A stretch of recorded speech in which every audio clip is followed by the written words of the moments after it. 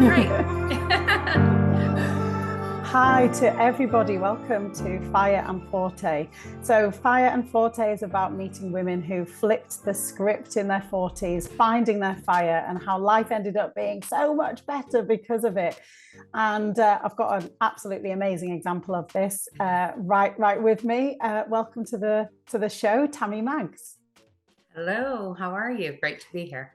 So Tammy, you're dialing in from North Carolina, I and am. it's definitely been the first US guest that we've got. So I discovered Tammy on LinkedIn, and I just think it's an amazing example of LinkedIn community.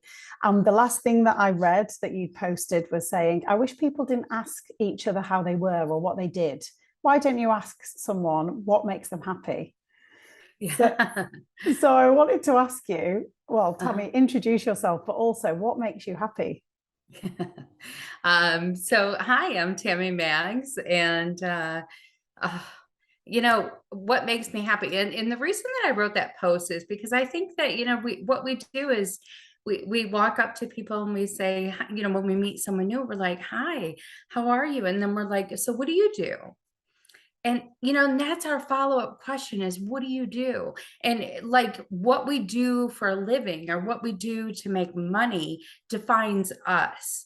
And that really, I mean, yes, it's a huge part of who we are because we spend a lot of our time um, making money, at our job. But it's really not who we are inside and who what comes out inside of us and what makes us happy, what makes us live and brings the fire. So which is funny. I'm like, next time that you meet someone, instead of saying, what do you do, ask them, what makes you happy, or what do you do for fun, what do you and your family enjoy. So change it up a little, try to get to know the person. So what do I do? What do I do for fun? I We just moved to the beach. My wife and I, yeah, that's why we're in North Carolina. So I'm a northern girl. I grew up in New York. And I lived with cold and snow and very frigid temperatures. And my children are all grown now. Our youngest is a sophomore at Penn State, and and he's doing great. And he's in an apartment with his friends. And my wife and I decided to go and live by the beach. So we just, I'm at the age now, and I'm at the point in my life where I'm like, you get one shot at this. You get one shot. That's it. And do what makes you happy. And what makes me happy is sunshine and the ability to sit out on my porch and listen to the birds and have coffee and go down and walk the downtown and sit and have a craft beer at a brewery and listen to live music and just enjoy the outdoors and just be. That sounds like the absolute dream, doesn't it? I mean, to live Yeah, by the beach and to have blue skies and sun and sand underneath your feet. So, what a great move. And probably not the first time that you've flipped the script, shall we say, of your I life and know. taken a bold move. So, what are you up to these days? How have you flipped your script in your life? What's your story? Oh, my story. Well, first of all, my script was flipped, not by choice. Um, and and then I took a hold of that and decided to, not let life define me. Not let what happened to me define me. So I worked in corporate retail. I loved my job. I was great at my job. I was in sales and marketing, but my real passion was community building.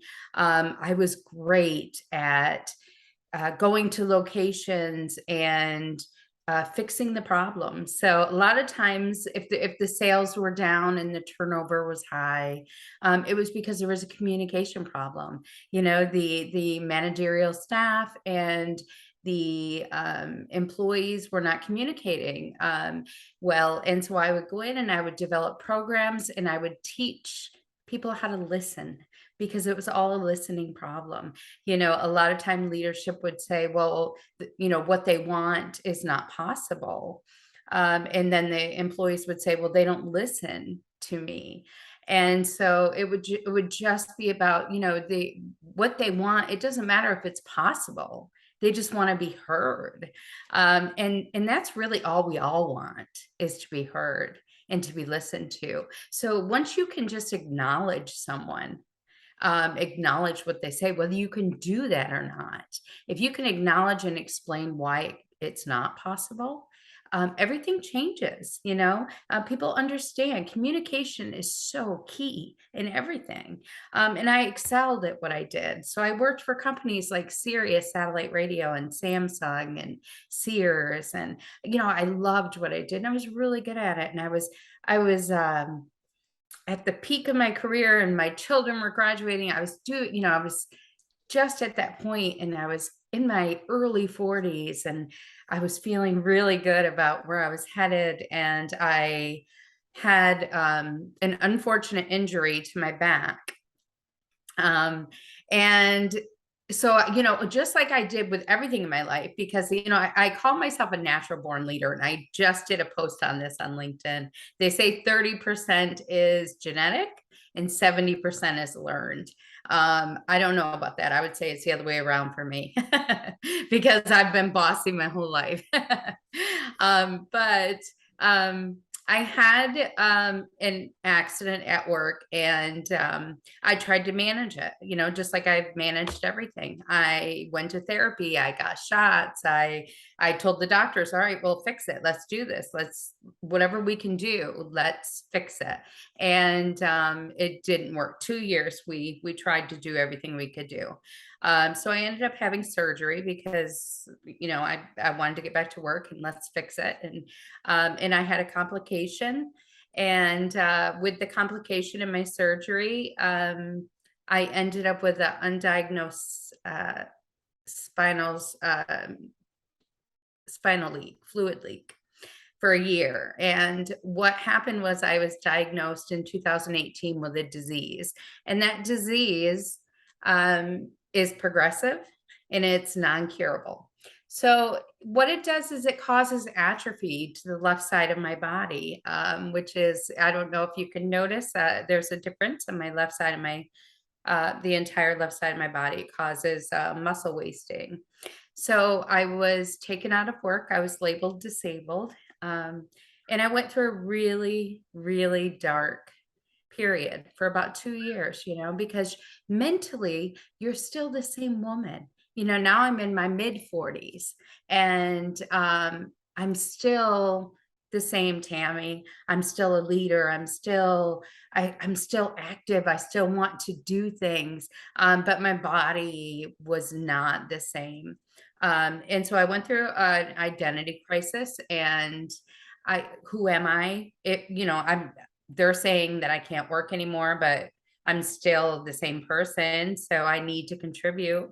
And then I found Web3 a few years later after a lot of therapy and a lot of self-love and work and meditation. I decided to, you know, say there's got to be more for me. So I found Web3 and I ended up here. And I'll tell you, it was funny because I found Web3 in August and I think it was June of 21 when I said, I'm done. You know, I am changing my life. I'm finding something for me to, you know, let my mind be active again and contribute. I'm going to be a part of society again. And I found Twitter, the NFT Twitter space in August, and everything changed. I mean, that is one of the most empowering and encouraging stories about Web3. And one of the reasons that it appeals to me, this inclusivity, diversity, accessibility. But personally, Tammy, you've been through so many people's worst nightmare.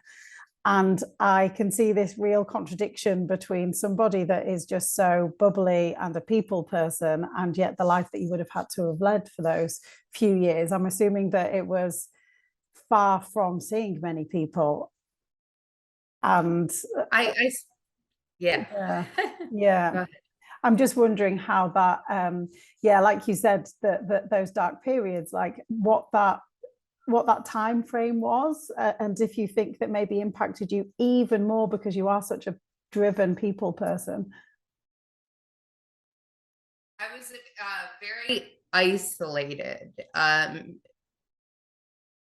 I by choice, right? Because I didn't know how to deal with my emotions. I really didn't know how to deal with the struggle, the internal struggle of what I was going through. Not only that, I was in a lot of pain.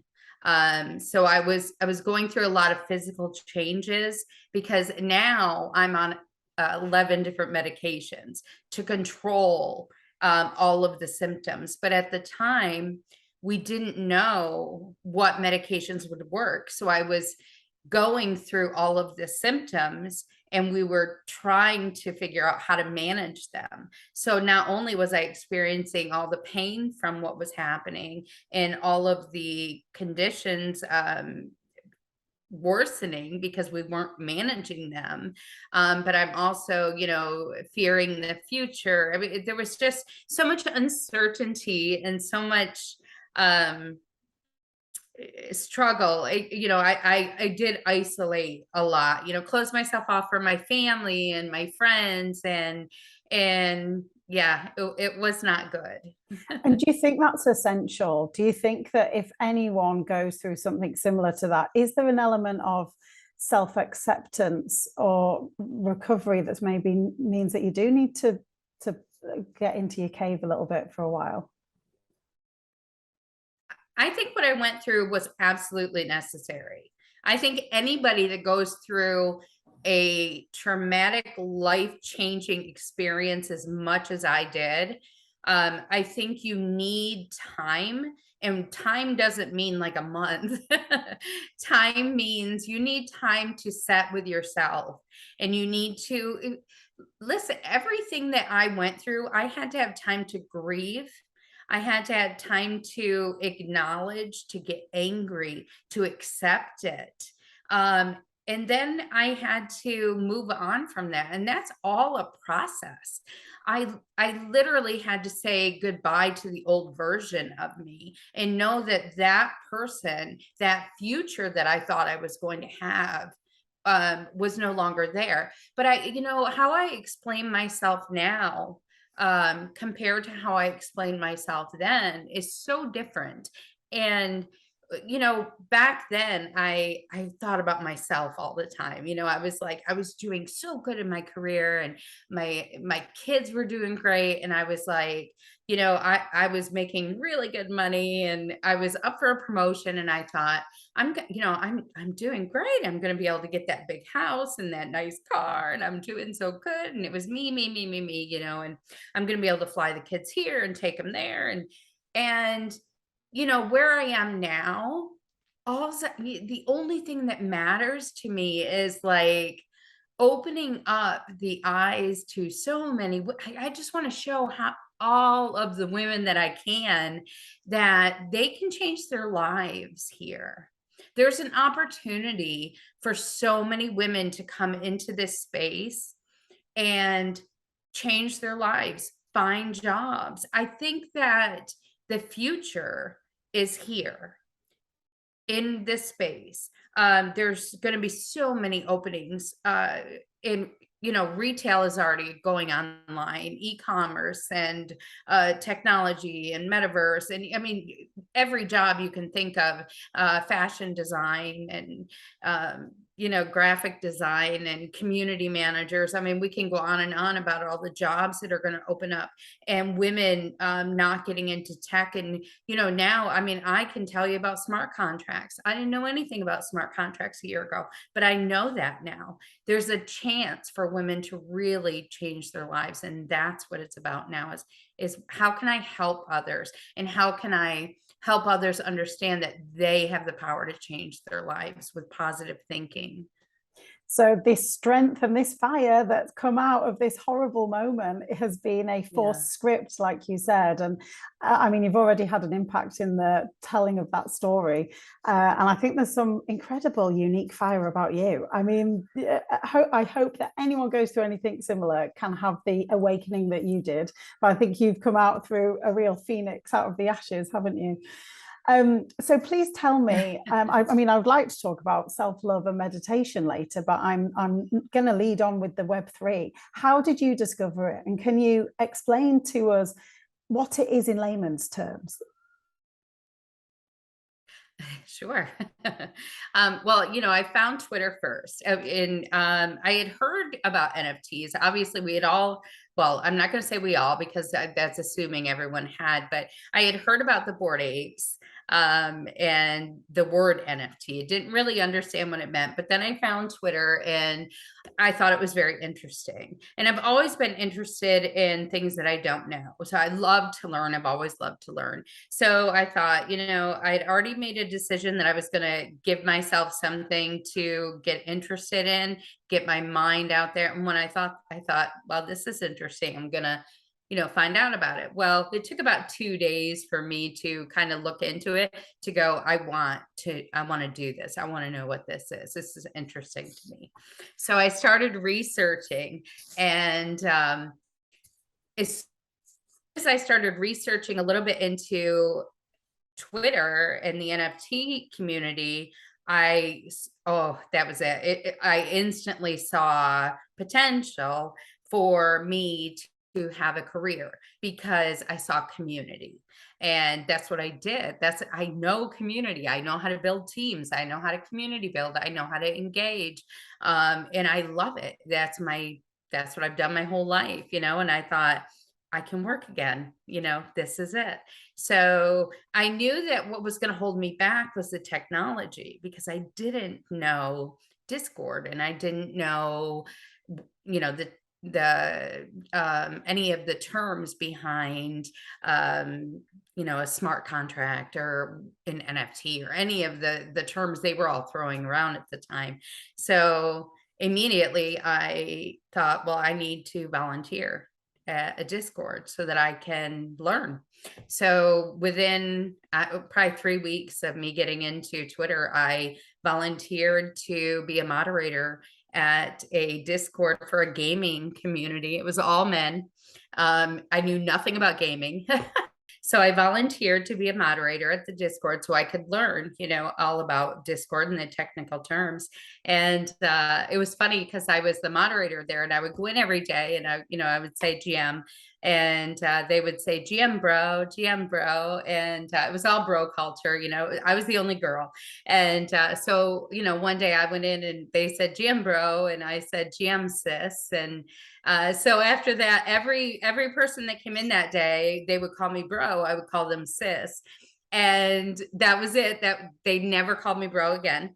After that, I was Tammy, and we just had the best time, and I learned so much, and I became a big part of their community, and they taught me everything. I learned all the terms, and I learned how to set up a Discord. I learned all about the channels, and so I worked with them for a while, and then I left, and I went on and got a community manager job at another Discord for a comic book NFT project. Again, it was all guys, and I just spent time there learning and really kind of taking in. I knew that, if I really wanted to work, I needed to spend the time learning and building community. And you can't come into any space and just start. You have to learn. So I spent time there, and then I decided, okay, I'd been in the space for about 5 months, and I thought, I'm ready to do something. So I noticed that there was very few spaces. Twitter spaces were kicking off, but there was very few women.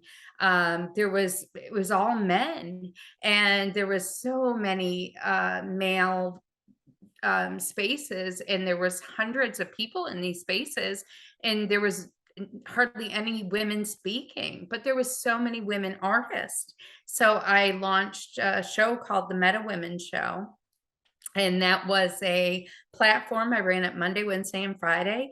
And I would bring 3 women artists on, and I would feature them and interview them for like 15 minutes and just talk about their art, put their art up, and we would try to get them sales. And then the audience would retweet them and send their art out, and it was great. And I ended up building a big audience that way. So um, but I just continued to do that. And, the last year, so I've been in, well, it's been over a year now. I've built up quite a community. I have a lot of followers on Twitter, and now I'm in the last probably 5 months or so, I've been recently building up my LinkedIn following too. So what is Web3? Web3 is a community of creators, um, artists, community builders, people that are really coming into the space of ownership, being able to own digital assets, and wanting to, companies are coming in and teaming up with different NFT brands and launching their own NFT projects, because it's about connecting with consumers on a different level. It's so much more personal now. You're able to get feedback from your consumers. If you're a large corporation, you can actually, have a community and reach a community on a different level, on a personal level. When we talk about the word metaverse, there can be several metaverse platforms, but there's really one metaverse, and then there will be different ways to enter into that metaverse. Hopefully there'll be a time when they'll all be interconnected, and we'll be able to go to anyone. But what that is just a way for us to all connect in a way other than screen to screen, where we can actually enter a space together and be digital identities together and connect more on a human level. And it brings such a great connection together. And I think any company that can see the future that way and think of ways to connect with their consumers that way, ah, Web3 just opens up so many possibilities. Ah, I just get so excited when I think about it. It Yeah. feels limitless. It feels like a really new phase. I guess the fact that the original internet, and then the social media Web 2 phase has come with a lot of good, but a lot of negativity as well, whether it's around so many recent hackings. The fact that, if you're logged out of actually the hacking is a really horrendous problem. My godson recently got hacked, 19-year-old lad, lost everything on Instagram. All of his friends were getting weird messages from him. And I thought, it could end up happening to all of us. And there's a lot that I think we could learn that goes into this new phase. So it's lovely to see that positivity from you, having, like you say, because you probably got that across the community as well. I'm interested in the community element and how you found building a community online versus the face-to-face communities that you were used to building. Where do you find the community, first of all? And then how does it feel tangible? Well, I don't really find it any different, because I think that everyone, like I said in the beginning, everyone wants to be heard, and feel like they're being heard. And I think the biggest thing is being authentic. It's about being yourself. One of the wonderful things about, and I'm going to talk about Twitter, because I really feel like Twitter right now, what's going on Twitter and the NFT community is, when we talk about building communities. So I consider myself like brand myself. Like my Twitter name is Crypto Girl 16, but I just go by Tammy. I mean, that's my handle, but I just go by Tammy, and everyone knows me as Tammy. They know my PFP. I have right now, I think I have almost 5,000 followers. And I would say they're my community because I have, interactions with the same people, going back from August, like the same. I can tell you the people that I have talked to and had relationships with from August all the way through to now. I'm still connected with, not on a daily basis. You don't need to be, you aren't in real life. But I just had a phone call 2 weeks ago with someone that I met in September of 21 on the porch. So what it is you're being your authentic self, and everyone is looking for a connection. How I build community is every morning I go on and I say good morning, and I put out what I'm feeling for the day, and I interact with anything that I see that I like. And this is how I give advice a lot of times to people that ask, how do you grow your community? How do you get your following? And I tell them it's simple, really. All you do is you just scroll through your Twitter feed, and when you see an image that you connect with, or you see a tweet that you connect with, and I do it now on LinkedIn. If I see a post that I connect with, I comment on it. I don't just like it and keep going. I comment on it because it made me stop and I connected with it, which means myself and the person that posted it have something in common because we both saw something in that image or that message. So I'm letting them know I connect with you. And then that begins our relationship. And what happens is they then start connecting with me, and it just continues. And that's how you start building your community. Amazing. And what I really like as well is that you overcome anything that might be in the way physically. So when you go into the office, you're so judged, or out and about in life, you might not approach someone, you might not say how are you, let alone what makes you happy. But when you think about the office or social settings, we've got our appearance, we've got our personality, we've got our personality as it comes out in front of other people versus how it really is.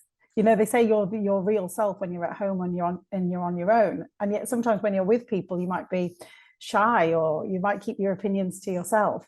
So do you witness that you see people coming out of their shells online? Yeah. I mean, last night I couldn't sleep, so I got up and I went into a Twitter space, and it was a space full of women, and it was just called Holding Space. That was the name of it. And so I thought, well, I'm going to go in and see what they're talking about. And it was a space full of women talking about depression and how depressed they all were. And they were being raw and honest and emotional. And I sat in the background and I listened to it. And they were all probably in their late 20s, early 30s. And it was, there was probably 13 women in there just releasing all of this trauma and emotion. And I thought, wow, this is a great tool that we have here. This community building, this space where these women are all in their own space alone at home, but they're all coming together right now. Wow. And they're able to share and not be alone. And I got to sit in there and witness it. And then, I requested to speak, and I just kind of told them a little bit about my story. And they all, every one of them, thanked me so much for coming in and telling my story. And I didn't tell them too much, but just enough to tell them that, it gets better, and give them a little hope. So Well, that could be life changing, actually. That is when you're in the darkest spot and then you hear someone else, look, I was there and I came out and I've got a smile on yeah, my face. So that's incredible. I yeah. assume that there's dangers to that as well, that you can end up in Twitter spaces or in conversations that you think, whoa, I've ended up in here too quickly. I can't sleep. I don't want to. I need to manage my own boundaries in the conversations or the groups that I get involved in. Is that a risk at all? Is there ever that thing of I need to step out of a certain community or conversation? Well, when you join a Twitter space, you join in as a listener. And so you don't join in as a speaker. And I tell people this all the time. Your most valuable asset is your energy, right? That's what you have, and you need to protect it at all times. So if you go into any kind of Twitter space or you're in an interaction, responding to people on posts, or you're in a LinkedIn group, or you're in a Telegram or a group chat, or anything that is draining you or bringing you negative energy or taking more than from you than they're giving back, you need to remove yourself, Mm. because you are giving energy away and not receiving anything back in return. And you can only give, what you have left. So I made a decision a long time ago. There are so many toxic places as well. With everything good, there's going to be bad. And there are a lot of toxic places for me on Twitter. That doesn't mean they're toxic for other people. It just means that I don't relate well with those spaces. So whenever I join a space, I know instantly if I'm going to vibe with that space or not, and I immediately take myself out. Or if I get involved in a conversation where we disagree and it doesn't sound like a normal conversation where we're able to debate that in a relatively safe way, then I just step away from that debate as well. But yeah, protecting your energy is key. And do you think that's an important message for younger generations as well? Is it it could be both a supportive place? I'm thinking about teenage girls, especially when you talk about depression or some of the things that you've got to go through now, I think, as a teenage girl, but also gamers and obviously boys and men as well. Is that an education piece to just watch out for future generations about what these Twitter spaces could come with, the good and the bad? Well, I think all younger generations, I don't think younger generations talk enough about their feelings, and I don't think that they talk enough about how important it is to be open and free with their feelings, and it's okay to walk away from something that's uncomfortable. I think the more we talk about that it's okay to talk about our feelings with the younger generation, and especially boys. The girls, um, the moms and the girls seem to have some sort of dialogue more than the boys tend to open up. And I would love to see that change. And what's great about Twitter spaces is you do see men talking. They talk. And it's not just about NFTs. You see them actually coming together and forming these communities and talking together, and it's wonderful. But there are dangers, and everything needs to be talked about with the youth. But that's all of our jobs as well. While we're here, we need to educate. Education is key too. I mean, it's not all butterflies and rainbows, right? But everyone has a place, and there will be NFT projects that are made for education, and I can name some right now that are wonderful. And there will be companies that fund projects that are doing things for education, and there'll be metaverse programs for education. Everything will be needed to ensure that we're making a safe place for the youth to come in, because this is going to be acceptable. I mean, the future generations are already going there. I want to tell you this one. I was in a Twitter space and there was a woman in there that said her children go to private school and they spend 30 minutes a day in the metaverse already. Oh, wow. At school? At private school. Yeah. Interesting. So as Yeah. part of the learning environment, it's Yeah, they in put this. on their headsets and they spend 30 minutes a day so yeah. Gosh, and do you know what they were doing there? Was it an immersive education experience? Yeah, I just know that she said they go to private school and 30 minutes a day they put their headsets on and they go into the metaverse and they learn about how to move their avatars and like whatever experience they do, or yeah, I don't know what program they use, but it just tells you. My thing there was in what I like to bring up too when I talk about this in a lot of spaces. I do a lot of talking, public speaking too, about the disparity between income levels too, because we have to think about like all the children in public school that are going to be so far behind these children that will get to experience this stuff. So it is very important that the women get educated now on the future of technology so they can then teach their children so they don't fall behind. We want to make sure that all of these children are able to experience the same thing because this is where the future of the jobs are.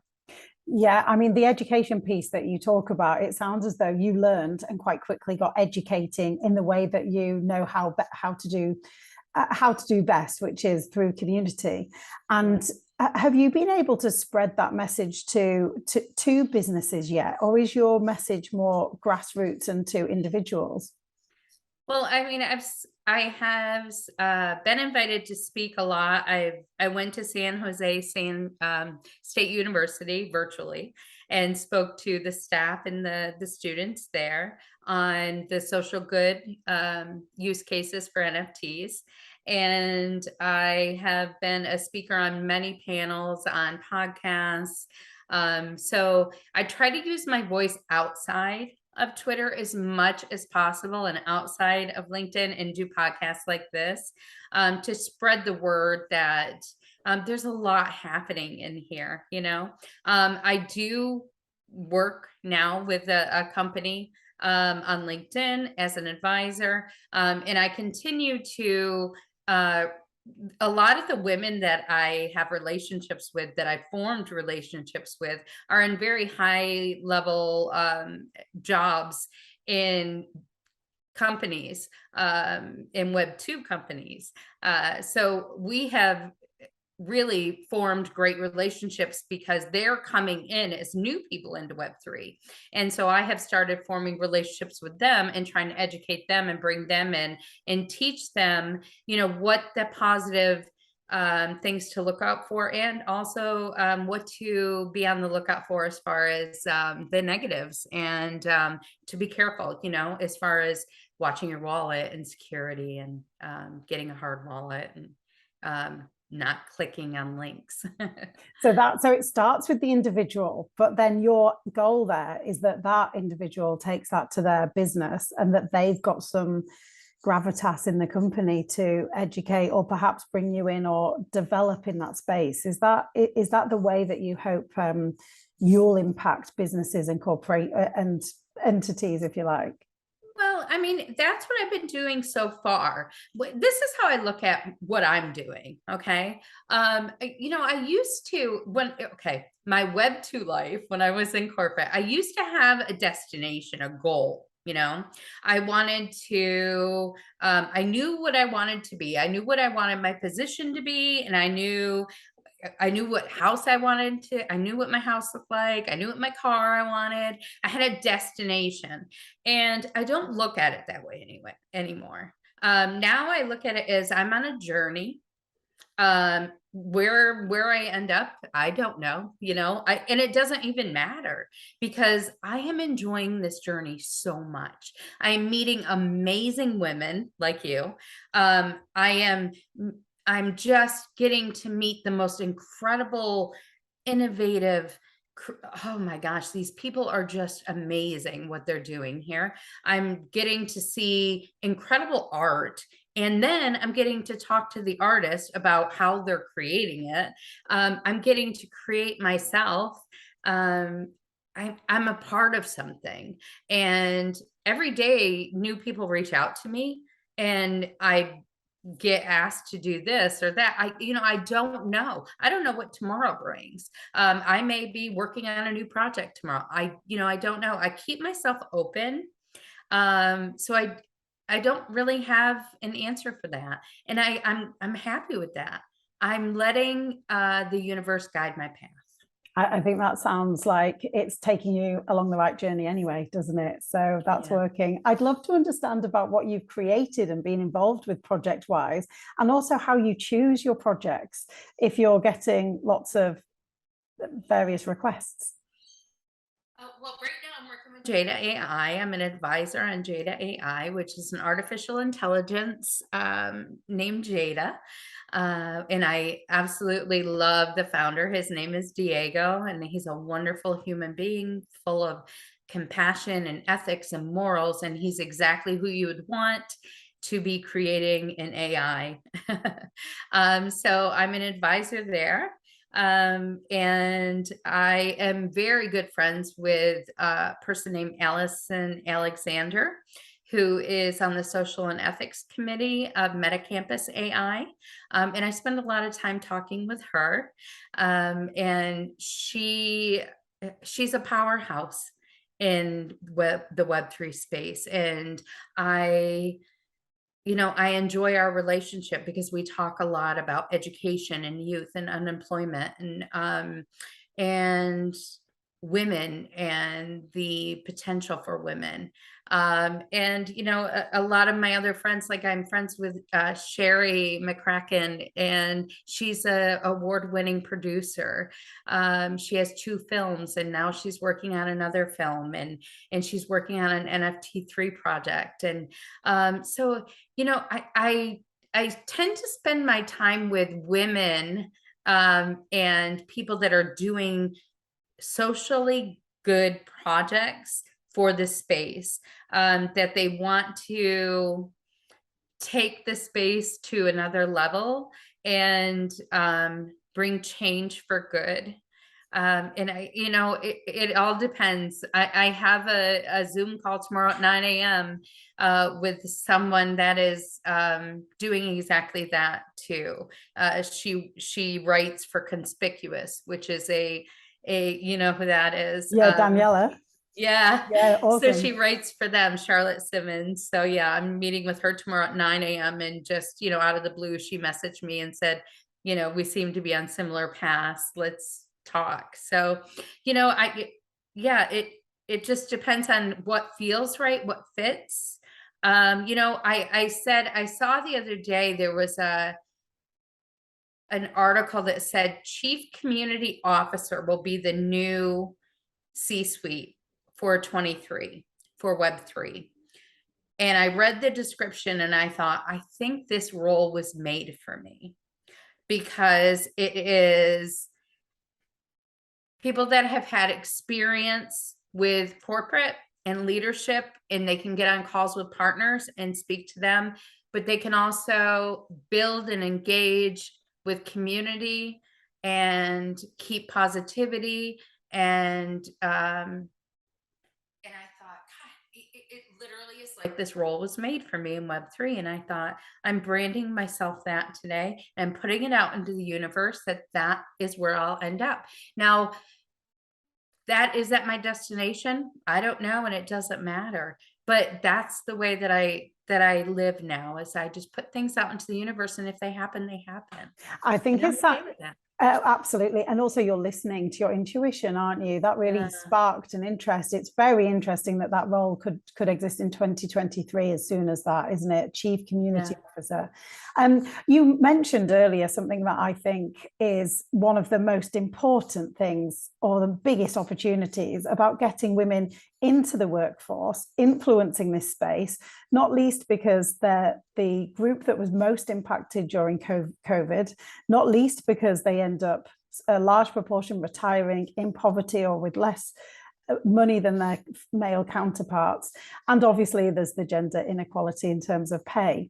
Yeah. If a lady is sat at home now thinking, I do not know where to begin though, who and how can that lady access the Web3 space in your view? Well, I mean, there's so many projects that they can reach out to right now and start with. I mean, I could go through so many great, um, like their accelerator programs that you can enter into the space with. My BFF is one. They have a great program that you can start with. Not Your Bro is an amazing community that helps you come on and learn. And they have they just launched Hired 3. Which is like LinkedIn, but it's for the Web3 community, and you can create your own profile, and companies can, and they can help find you jobs. So they're also a great community.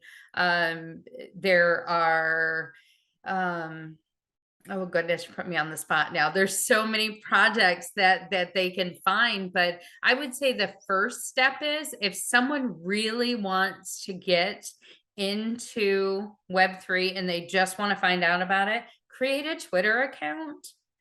Go into the NFT space. And what that means is create a Twitter account, search the word NFT, go in and put your interest as NFT, Web3, cryptocurrency, and then find a Twitter space, go into them, start listening. And when something resonates with you, sit in the back and listen, and then speak. Find a Twitter space with women. If you find a Twitter space that's led by a woman, it is usually the most welcoming, warm, and you will learn so much.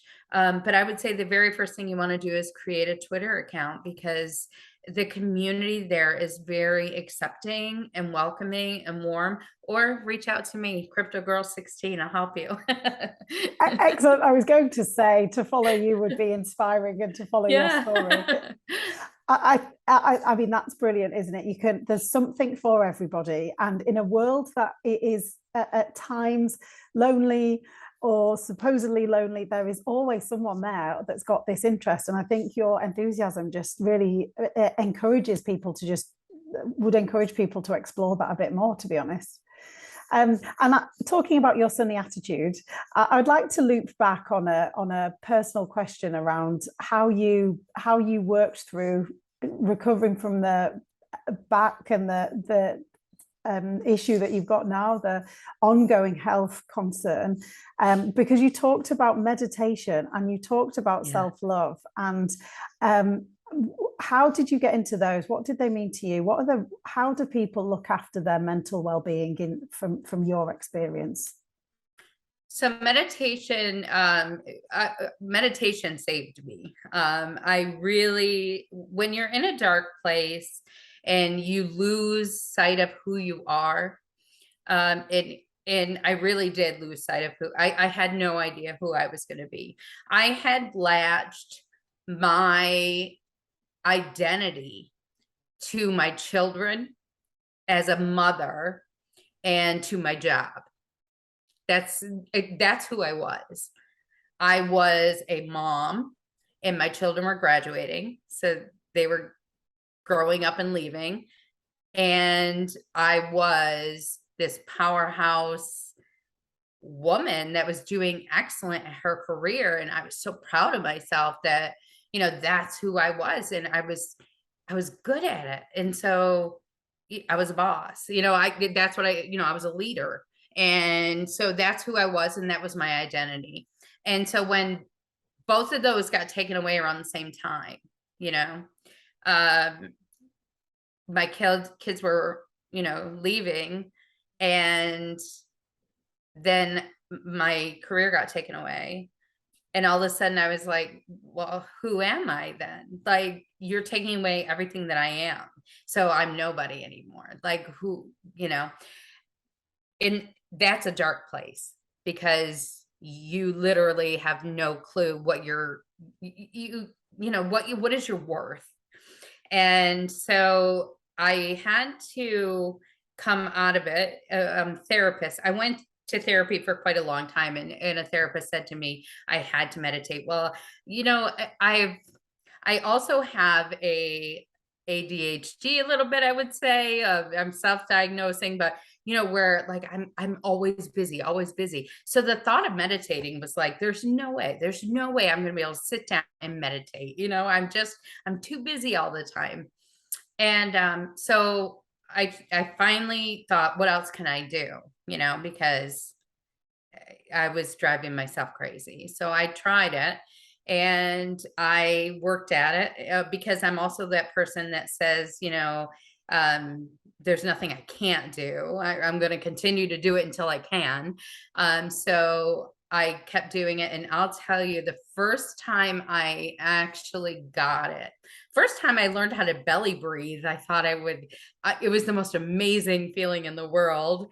And then the first time I actually meditated and I got to place of peace, and I also did the belly breathing, which for anybody that doesn't know, it's when you breathe and because most people stop their breath at the chest area, and it's when you actually take the breath down to your abdomen and you let the oxygen actually get to your organs in your stomach, and then you breathe the negative out. So you breathe the positive in and you breathe the negative out.